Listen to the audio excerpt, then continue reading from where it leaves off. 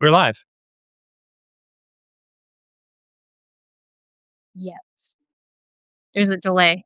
That's funny. Okay. There's a delay, but we are live, yes. We are live. All right. Well, hello, Jen. Hello.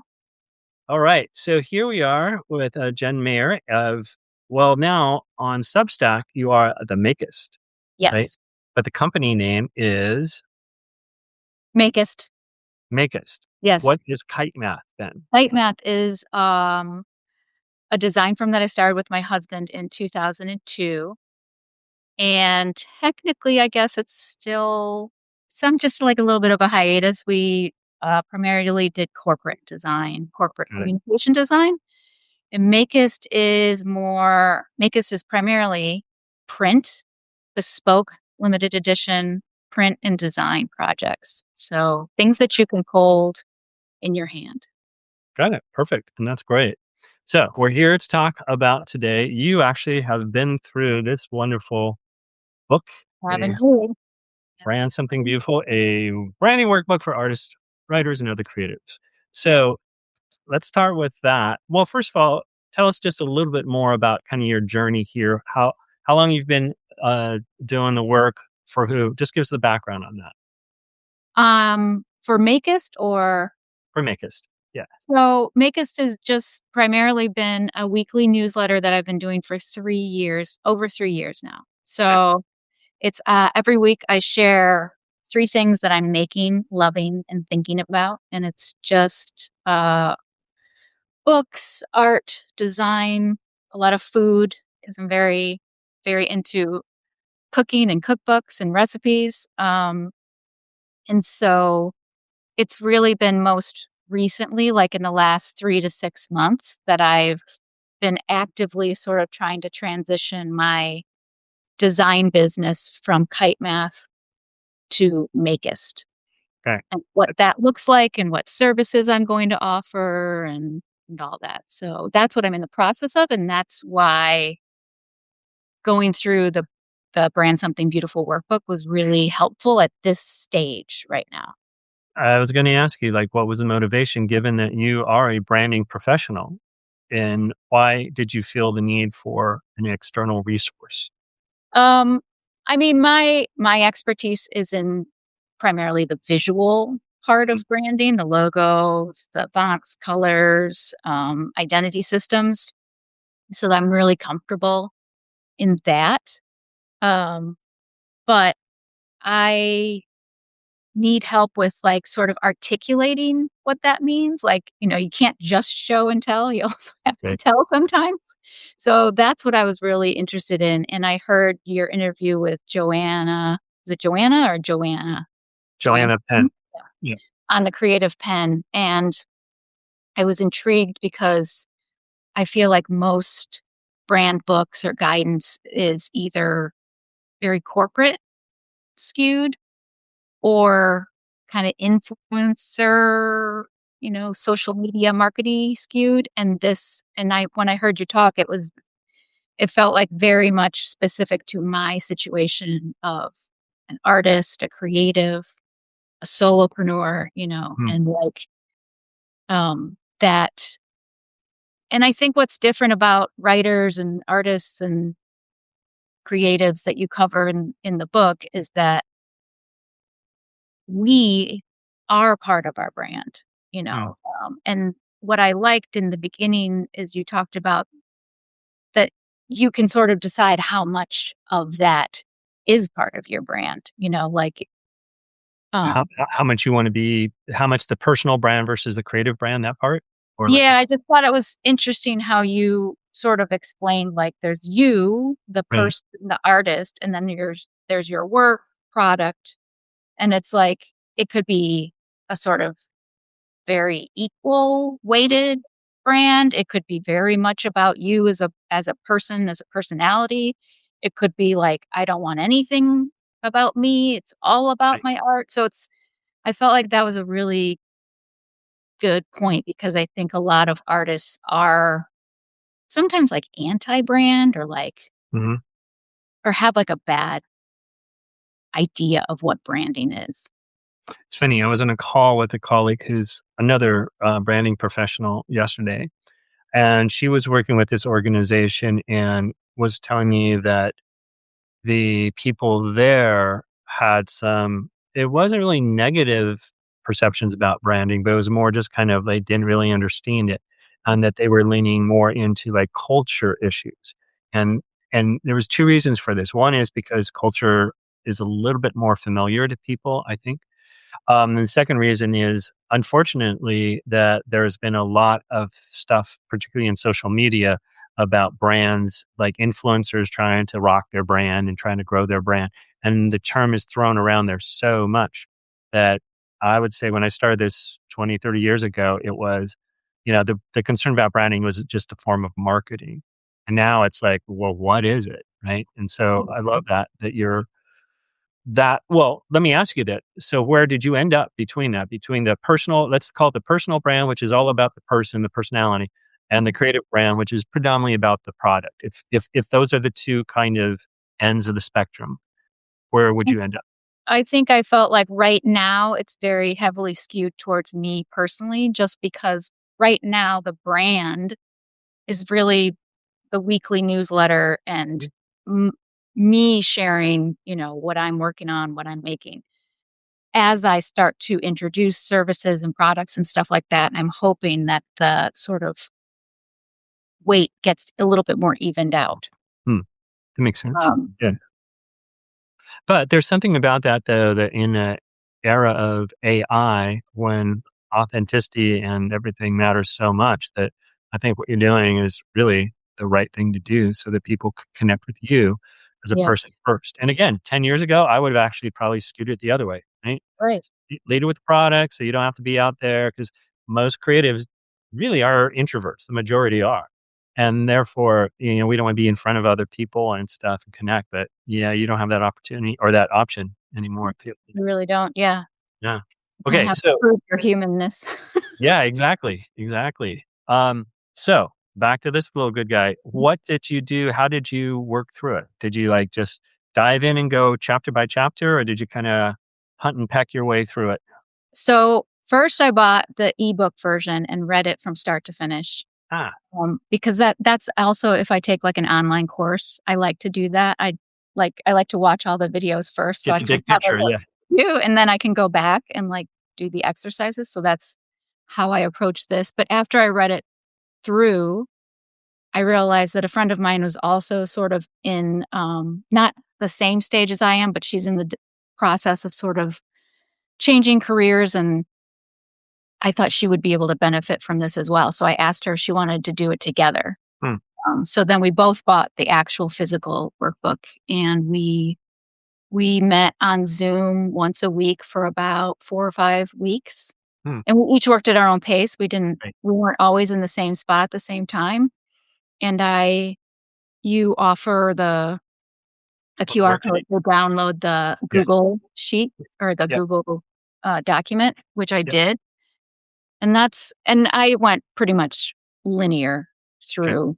Um, I did find though that the further I got, I would periodically then go back and change some of thing. Right. Like the further you go, kind of learn some more, figure some more stuff out, and then you kind of like backtrack a little bit, make some modifications, and then keep moving forward. Now, did you make those because you had new insights into your brand, or did you make those because you had new insights into what the questions were about? And therefore, it's like, oh, now I understand what he was trying to get to here. Which, Probably a little of both. I think it was a little of both. Yeah. okay, all right. And as you're going through, then anything that just like, do you remember any like aha moments? Because again, this is your world. So was there Mhm. anything that just kind of stood out to you as like, oh, I hadn't thought about it this way before? Yeah, I think a lot of like I said, I my comfort zone is the visuals, right? So I can do that, but then I there's that saying, "The cobbler's children have no shoes." It's kind of Right. like Right. I just sort of have been building the brand intuitively, and I don't actually sit down and try to I had not sat down and actually thought about it. And so specifically like the competition research, I would not do that on my own. Hmm. I did it because, I didn't have to, but it was Right, part of right, the right, right. and Someone told you to. I'm Yes, a yes, rule follower, so I'm yes. gonna do it, and that was really interesting because it wasn't so much of, like, looking at, like, what are other people doing and what do I have to do? It was interesting to see, like, what I liked about what some people did and what I didn't, and there's things that I noticed and identified in my own brand that I would not have if I had not done that. So, for instance, there was, like, a website that I found, and there's a there's a very humorous tone that they had in their copy, and I really liked that, and I Mhm. thought, "Oh, I do that sometimes, like, I kinda have a humorous tone," and I don't think that I would've, like, thought about that as part of my brand until I saw it in somebody else and was like, Right. "Oh, I have a little bit of that," and so now I have the opportunity to kind of, like, pull that out more or highlight that more. Um, and then the other one was the hardest one for me was the, um the emotional, um Emotional benefit? yeah, What do you the want emo people to feel? yeah, because I always get tripped up by that because 'cause I'm like, it's art." I'm not like I'm not solving a big problem, So it's always that because I have thought about that before.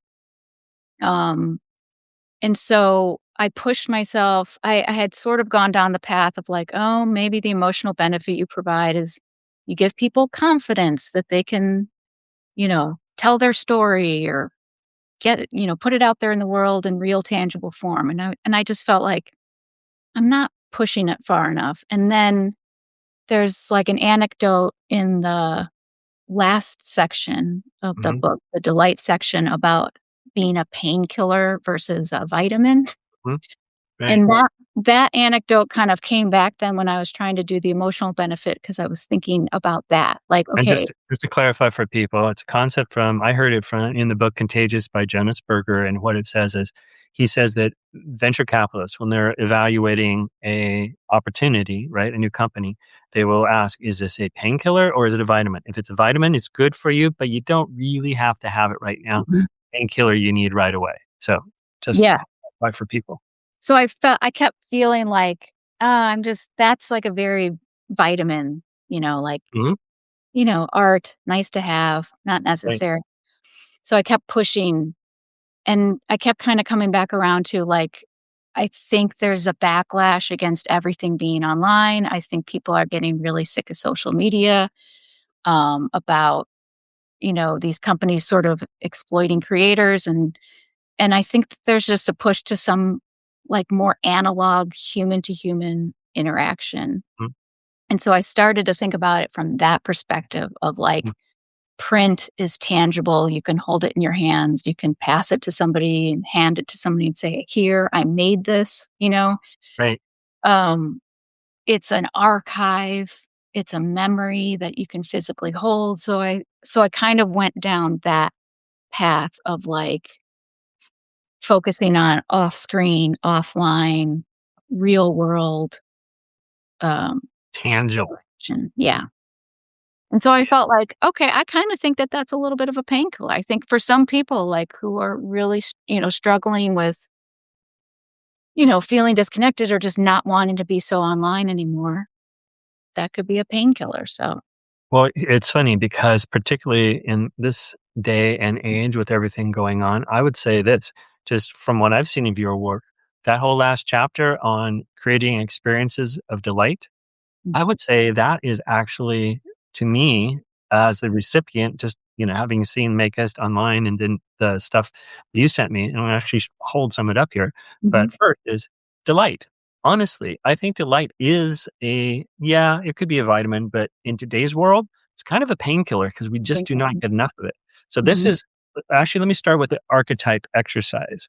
So let people know, this is the overview book of it, and Yeah. it's really not showing up real well, but you wanna explain what this does? What people are seeing here? So in our design practice, we created this archetypes well, it was a discovery process that had 3 parts: questions and attributes exercise, both of which was done online. Okay. But then the archetypes exercise was, as you can see, And this is visible. the printout of the online. Yeah, yep. Yeah. So they would complete those 2 online, and then we would mail them the archetypes exercise, which included the workbook and then a set of archetypes cards. And these are so cool Yeah. because you get to see what the archetype is there and an explanation of it. Get it so everyone can see. And it comes in because if you go around kind of the archetype circle, they're in different categories. And so they're by different colors for the different categories. Yep. So it's very cool. And again, tangible.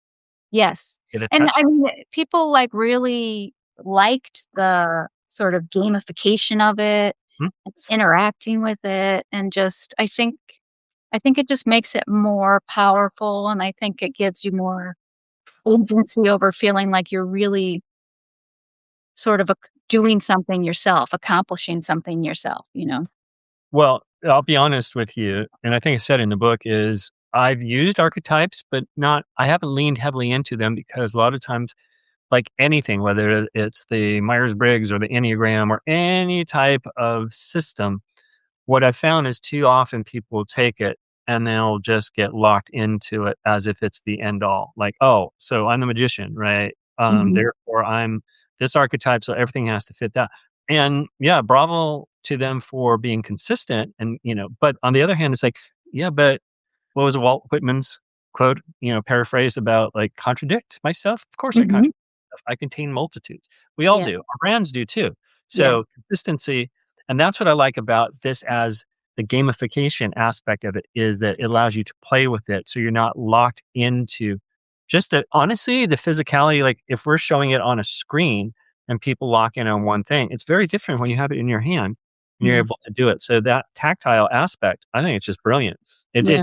it's made me rethink how I want to approach using archetypes now because this is far more exciting than just reading off the different types and saying, "Oh, what are you?" Yeah, what are you? Yeah.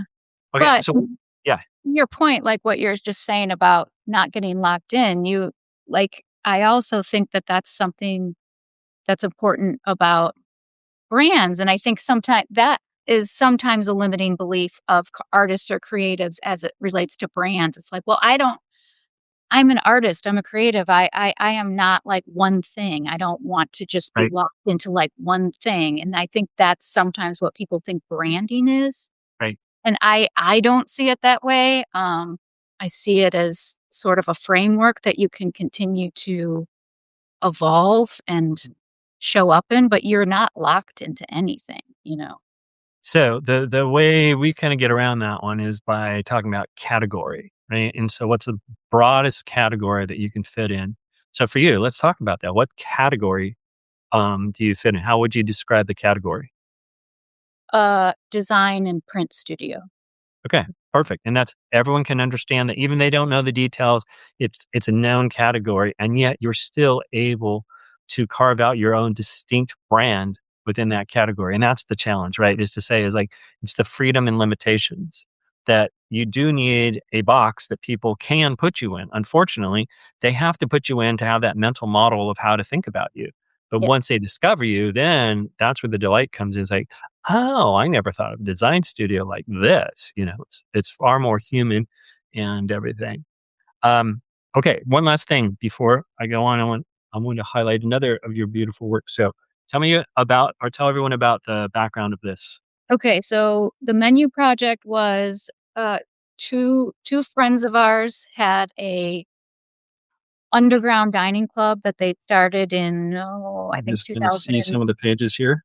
and 5, yeah, and they hosted dinners at their homes, for up to 30 people, and the menu would change weekly or monthly, and we started designing, custom menus to go with each of the dinners to kind of be a memento that people could take home after the dinners, and keep or put on their fridge or remember the night by. Right. And it was 5 years of dinners, Okay. I just love this one. the I hope pizza people can see patch. the image. The They badge with the pizza cutter cutting the pizza badge. Yep.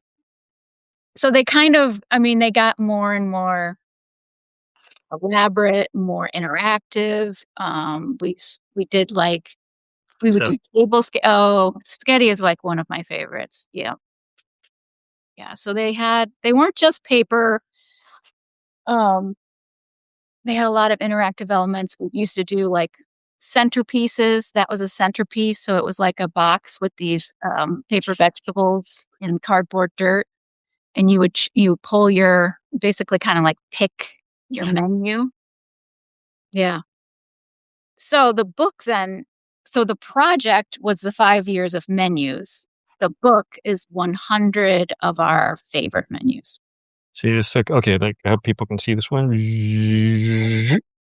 That's the ice cube menu for a specialty cocktail pairing dinner that they did. Yeah. It's just beautiful. See, this is what I mean though by experiences of delight, because this is Yeah. just I don't, even if you're not into food and menus and stuff like that, this is just such a delight to look through and just to hold and touch and just the die cut, all the different things you've done on this is just beautiful. So, yeah. So see, delight. There it is. For sure. And even the menus at the dinner added to the delight of the whole experience. Right. Obviously food was amazing. But then there was like this extra level of this fun, tactile designed kind of art piece that they then also got to take home.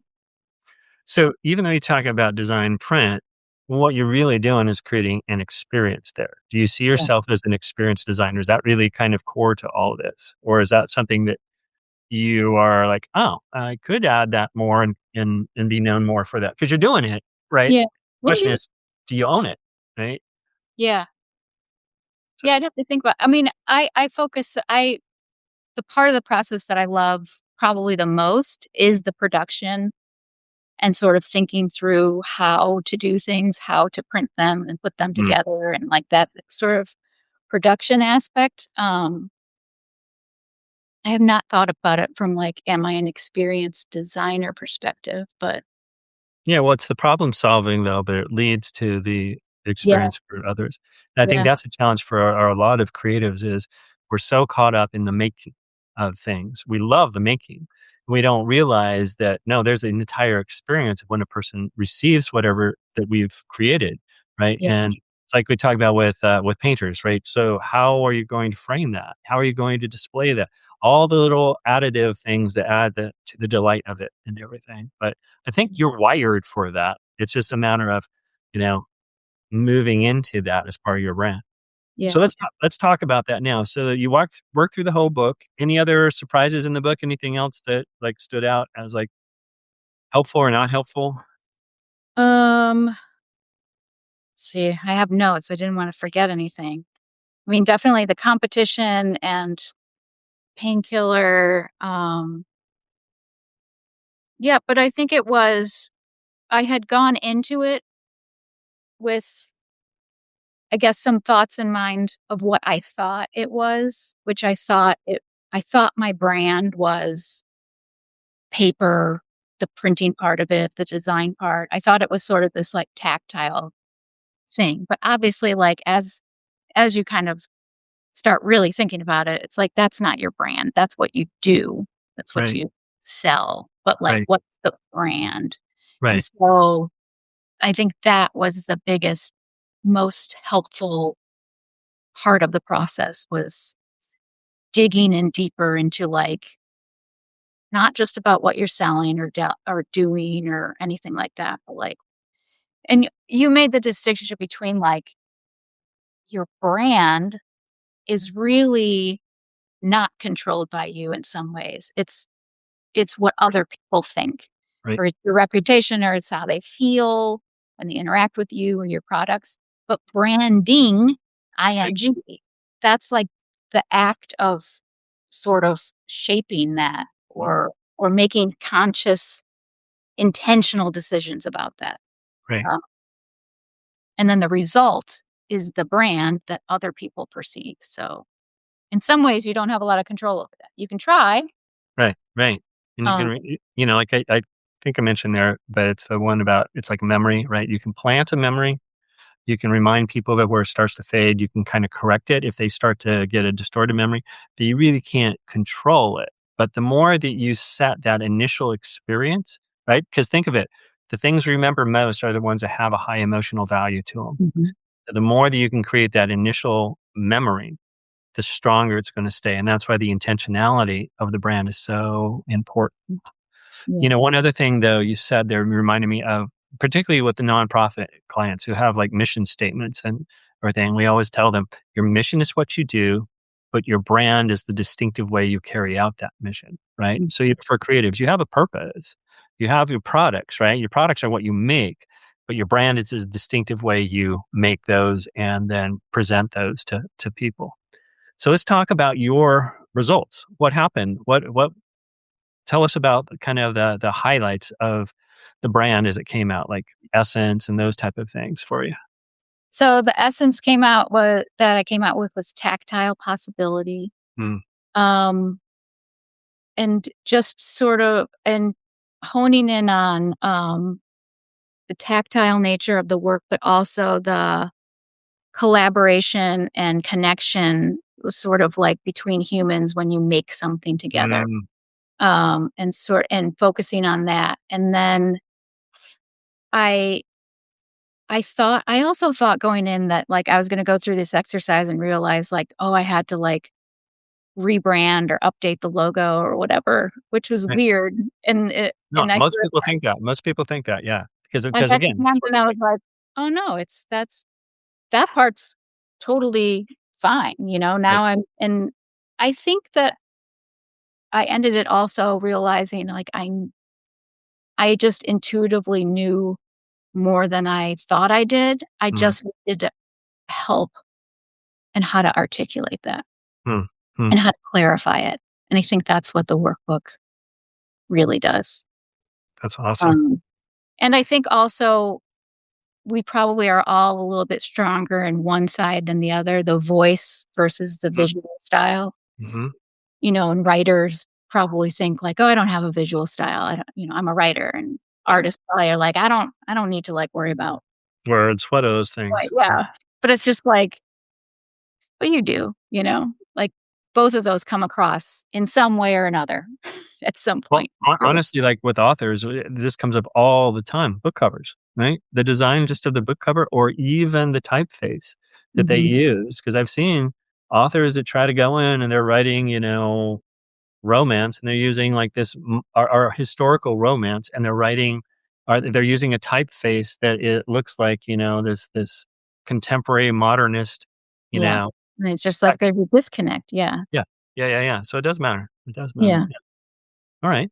So anything else that was like a highlight of your brand that you're just kinda like really excited about now, Well, that is I'm excited. I also was able to, as I was going through the exercise, obviously you generate a ton of words. And so then I started really going back and highlighting the words that I liked, that I oh, really yeah. liked. And then I also started to notice, like, there were words that I was using or words that would come up, and I flagged those because I'm like, "You know what? That's not," or specifically, I found there was, like, a lot of, like, corporate speak words Mm, that kind of, like, infiltrated my mm, vocabulary from, like, past right, experience that I right. kind of knew, like, I don't want to have that in my voice from Makeist. Right.